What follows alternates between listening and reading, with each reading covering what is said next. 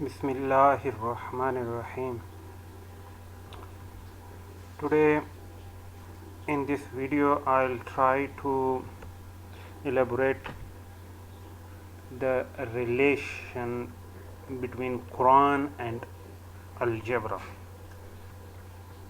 and I will try to prove with uh, some facts that the modern algebra and the modern mathematics uh, that we are studying nowadays is in fact a gift of Holy Quran.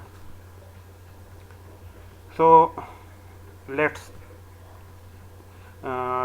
see in detail.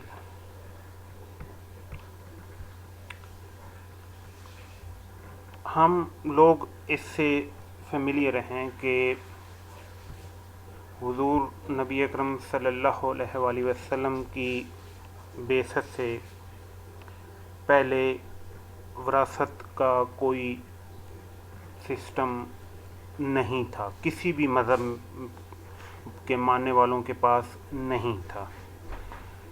ये system सिर्फ़ और सिर्फ हुजूर नबी अकरम सल्लल्लाहु अलैहि वसल्लम ने हमें अता किया है।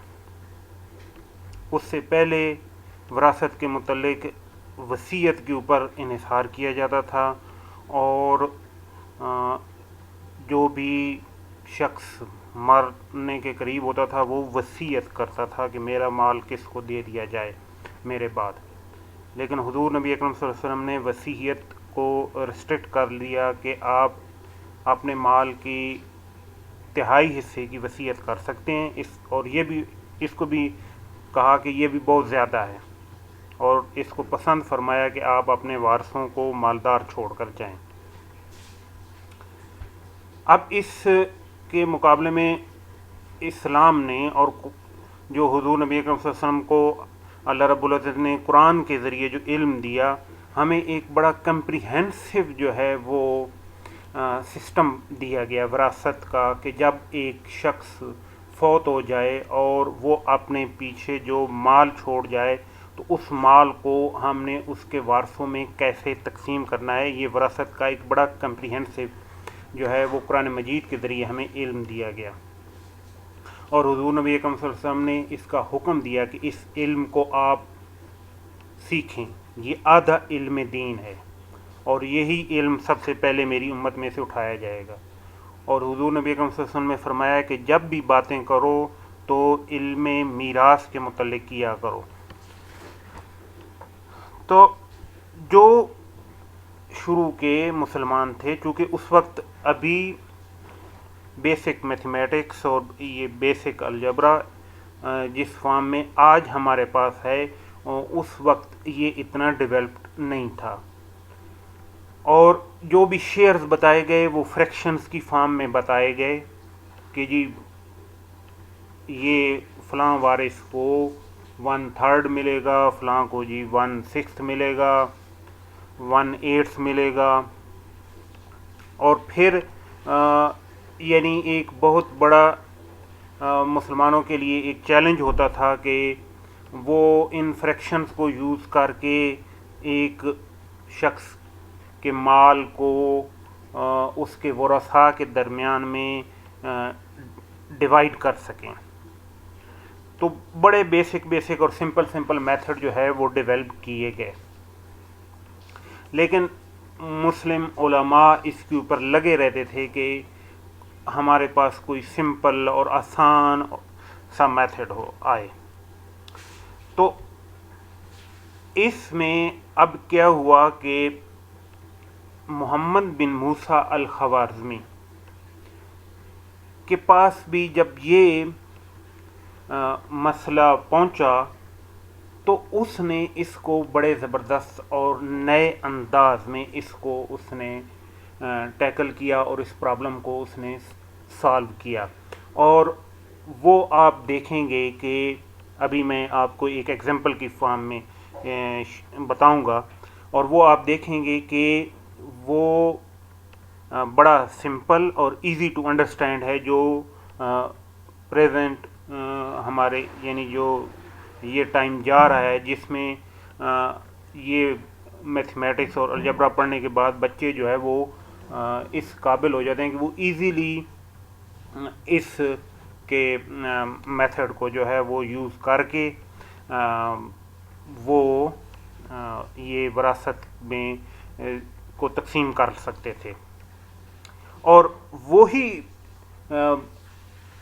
अल-ख़वारिज़मी का मेथड जो है वो हमारा जो ये मॉडर्न अलजबरा है इसकी बुनियाद बनता है।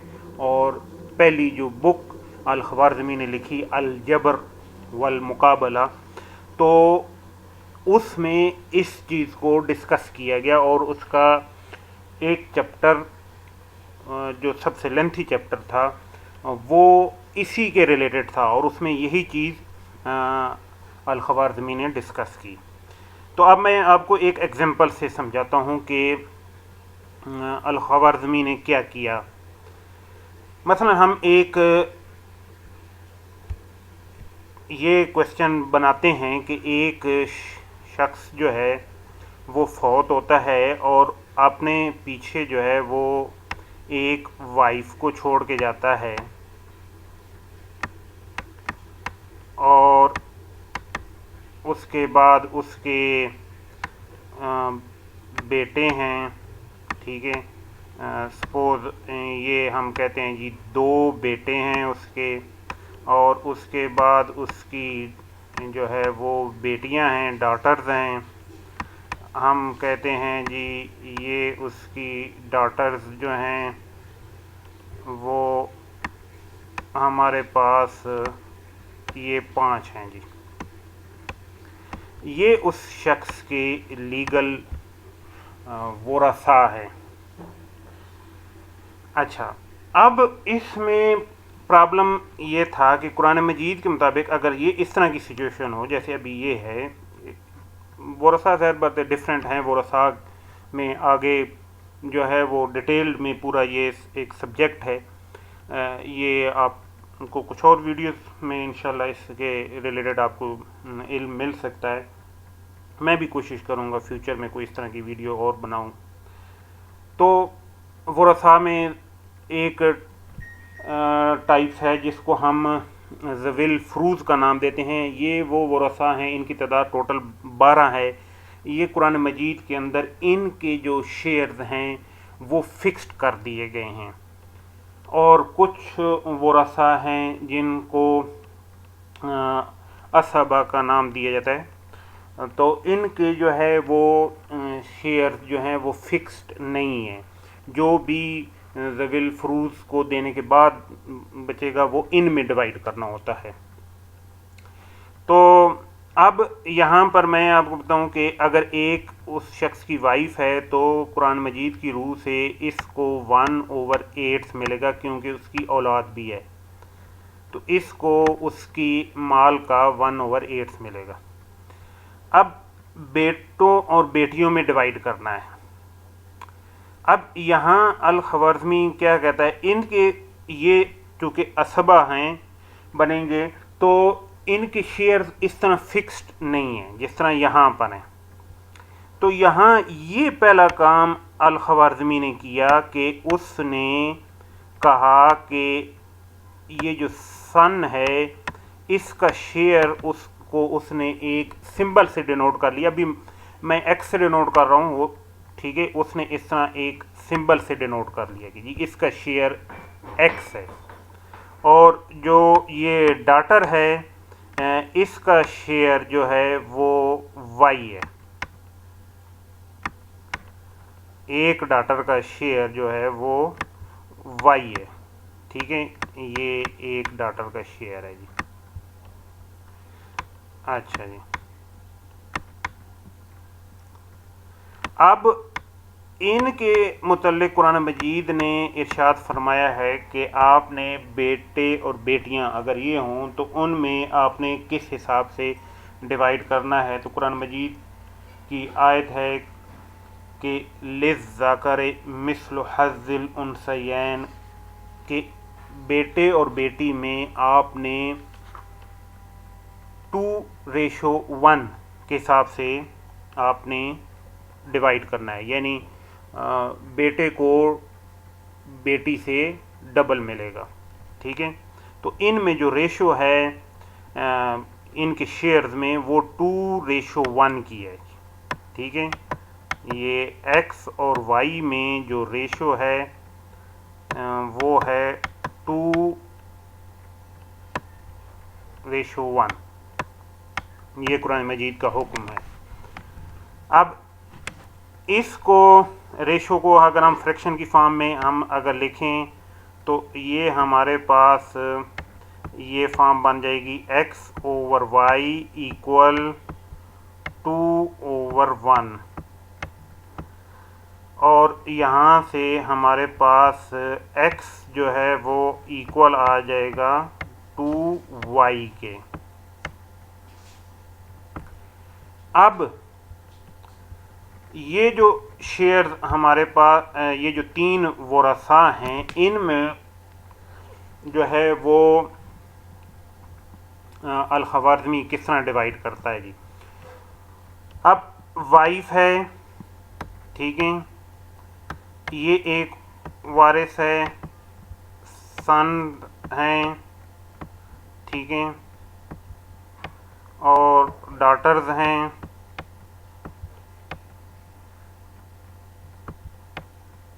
तो अब अल-ख़वारिज़मी ने क्या किया कि वाइफ इसका शेयर जो है वो 1/8 है,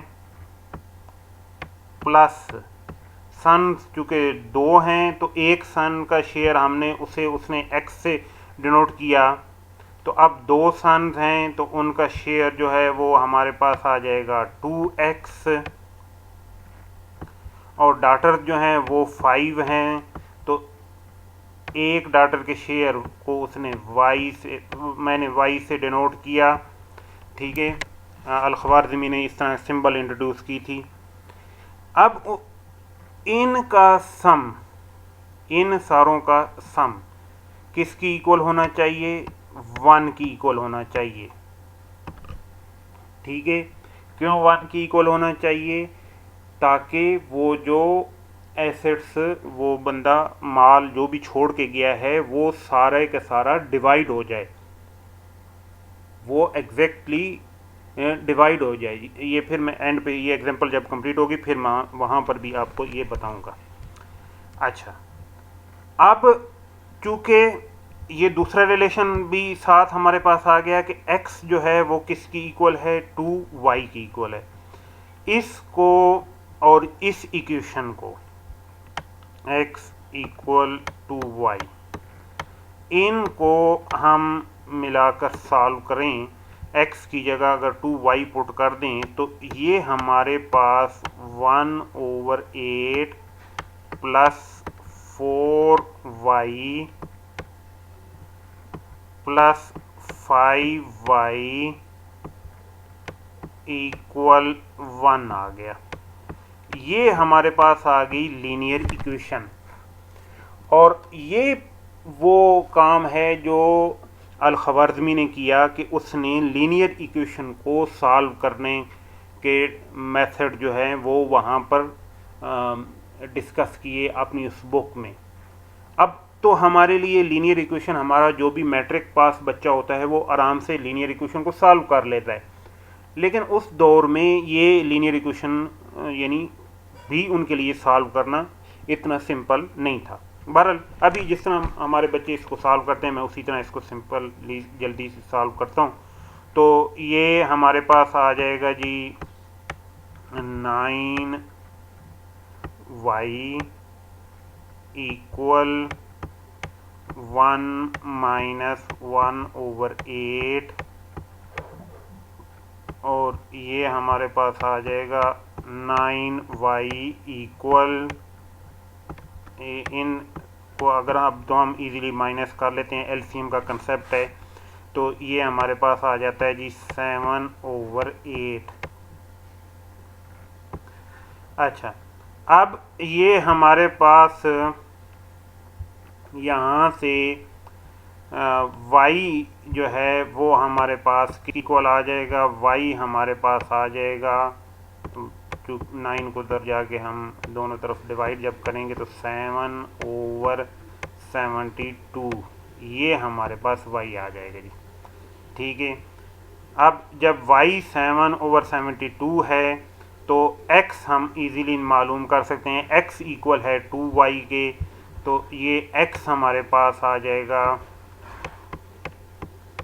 2y और ये हमारे पास आ जाएगा 7 इंटू 2 14/72। अब ये जो दो सिंबल हैं x और y, ये क्या हैं? x जो है ये शेयर ऑफ द सन है, ठीक है, ये शेयर ऑफ वन सन है जी, ठीक है।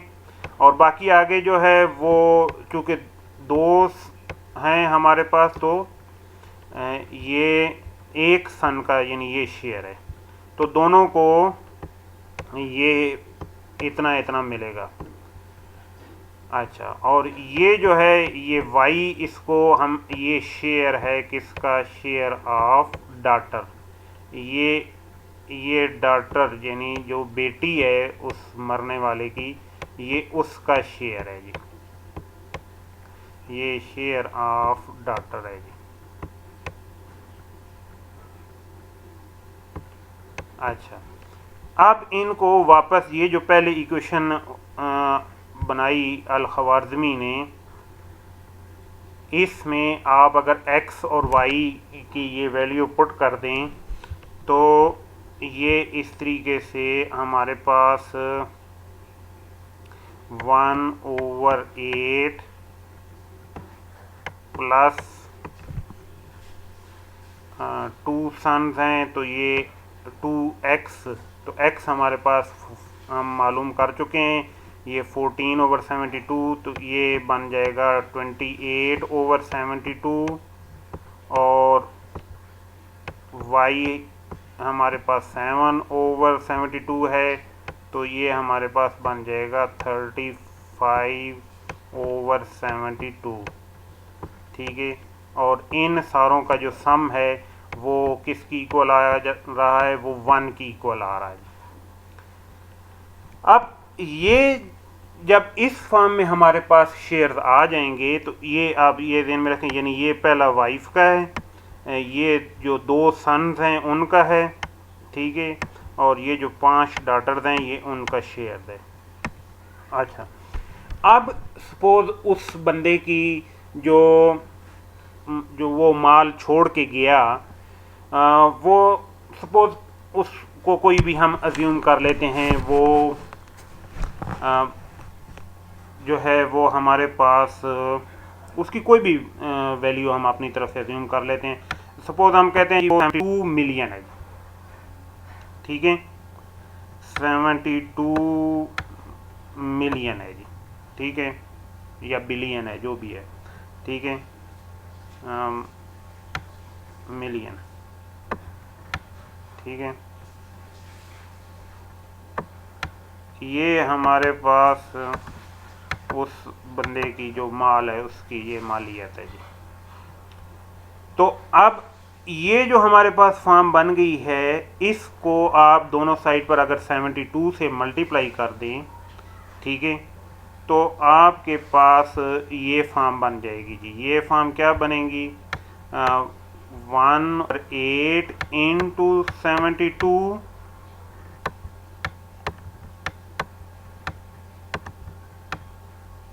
और प्लस ये हमारे पास है 28/72 मल्टीप्लाई बाई 72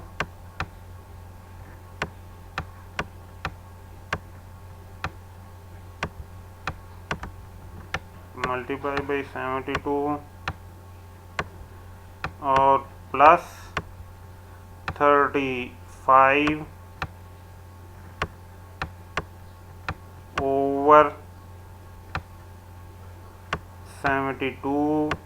मल्टीप्लाई बाई 72